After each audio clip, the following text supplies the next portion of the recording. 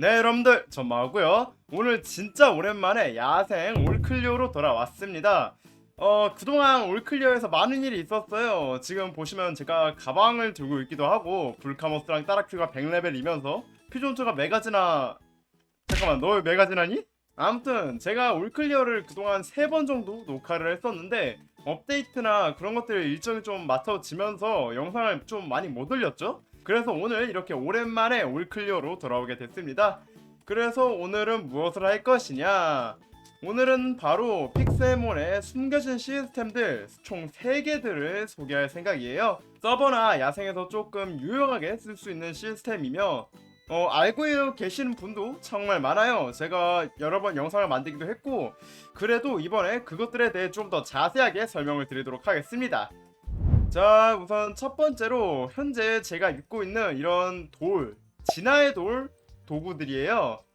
이제 이 진화의 돌 도구들은 제가 아주 예전에 영상을 한번 올렸었어요. 이제 이 진화의 돌의 갑옷과 도구들에 따라서 이제 각각의 효과가 달라지는데요. 그중 제가 추천하는 세트는 불꽃의 돌 세트, 물의 돌 세트, 천둥의 돌 세트입니다. 이제 천둥의 돌은 지금 보시는 것처럼 전부 다 입을 시 속도가 더 빨라져요. 이게 제가 느끼기로는 오래된 러닝 슈즈보다 더 빨라진 느낌이고, 기본적으로 성급함 2가 붙게 됩니다. 야생으로서는 굉장히 좋겠죠. 블록 같은 것도 빨리 캘 수 있고 이동도 더 빨리 할 수 있고요. 대신 이런 사기적인 면모 때문에 몇몇 서버에서는 이 갑옷을 막는 경우가 많아요. 그리고 그 다음으로는 물의 돌 세트인데, 이거는 제가 지금 없어서 따로 효과만 설명을 드리자면은 이제 기본적으로 신발에 친수성이 붙습니다. 그리고 호흡이 무한으로 가능하게 돼요.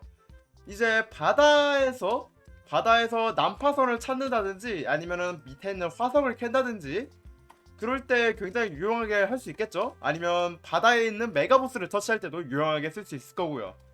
그 다음으로 추천드리는 이제 불꽃의 돌 세트 같은 경우에는 용암에서 이제 화염 저항을 받게 됩니다. 이제 픽셀몬 플레이하다 보면은 가장 많이 의문사 당하는 게 지옥에서 비행하다가 떨어지는 경우거든요.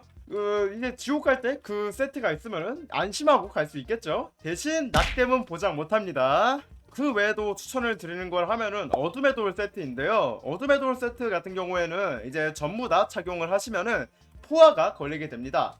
이제 배고픔이 안 달게 돼요. 이제 보통은 평화로움으로 플레이하긴 하지만 몇몇 서버 같은 경우에서는 난이도가 좀 높은 그런 서버도 존재하기 때문에 그런 서버에서 만들어서 사용하면 굉장히 좋은 이득을 볼 수 있겠죠. 근데 아실 분들은 아시다시피 이 갑옷들을 만드는데 진화의 돌이 굉장히 많이 든다는 거. 저도 이거 천둥의 돌 세트를 전부 다 맞추는데 대략 30분 그 정도 들었고요. 천둥의 돌이 가장 얻기 쉬워서 30분이지 불꽃의 돌이나 물의 돌 같은 경우에는 1시간 정도 더 걸리지 않을까 생각이 듭니다. 천둥의 돌 같은 경우에는 이제 상호작용 중에 번개가 존재해요. 이제 전기 타입 특수 기술을 배운 대부분의 포켓몬들이 사용을 할 수 있는 라이트닝 볼트라는 상호작용이 존재하는데, 이거를 돌에다 사용을 하시면은 이렇게 천둥의 돌로 변하게 됩니다. 이제 이걸 캐셔서 천둥의 돌 조각을 하나씩 얻으실 수 있고요. 이제 이거 9개를 모으셔서 조합하시면은 하나의 천둥의 돌을 얻으실 수 있습니다. 이제 그렇게 모아가지고 머리, 몸, 바지, 신발 전부 다 만든다 하면은 불꽃의 돌 조각 같은 경우에는 용암 근처에서 나오게 되고요. 물의 돌 조각 같은 경우에는 바다 밑에서 많이 나오기 때문에 그 안에서 얻으시면 되겠습니다. 그리고 이런 도구들 있잖아요. 천둥의 돌 곡괭이라든지 달의 돌 삽 같은 경우 이제 이것도 각각의 효과가 존재합니다. 이제 천둥의 돌 곡괭이 같은 경우에는 처음 딱 만들고 우클릭을 했을 때 효율 3를 받게 돼요. 이거는 모든 천둥의 돌 도구가 같은 효과를 적용하고 있고요. 그리고 달의 돌 삽 같은 경우에는 우클릭을 하면은 야간 2시 5분을 받게 돼요. 이제 그 외에도 리페 돌 같은 경우에는 우클릭하시면은 뼈가루 기능을 사용할 수 있게 되고요. 다른 건 솔직히 쓸모없는 것 같아요. 그냥 그것들만 알아두시면 되겠습니다. 자, 그럼 이제 다음으로 두 번째 상호작용입니다. 상호작용 같은 경우에는 제가 영상을 많이 올렸죠. 다양한 상호작용이 있다고 알려드렸는데 오늘은 좀 중요한 몇 가지를 소개해 드릴 생각이에요. 일단 개인적인 생각으로 가장 중요한 상호작용은 탐색. 모든 포켓몬이 기본적으로 가지고 있는 이 상호작용인데 이게 굉장히 중요합니다. 탐색으로만 얻을 수 있는 진화 도구 같은 것도 존재하고, 탐색으로 얻을 수 있는 도구 중에 가장 중요한 민트가 존재하죠.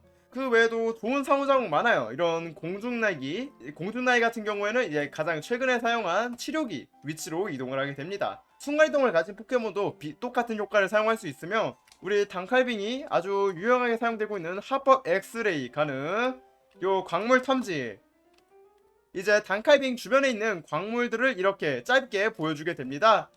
근데 이게 문제가 단칼빙을 기준으로 보여주기 때문에 제가 여기 있고 단칼빙이 저기 있을 경우 단칼빙 주변의 광물만 알려주지 제 주변의 광물은 안 알려줍니다. 오직 단칼빙 주변의 광물만 알려주고요.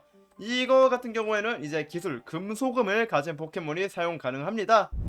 자, 그리고 마지막으로 알려드릴 것은 낚시입니다. 이제 기본 낚싯대 같은 경우에는 만들 수가 있는데, 여러분들은 되도록 대단한 낚싯대를 사용하세요. 저는 그냥 예를 드리기 위해서 낚싯대를 좀 만들도록 하겠습니다.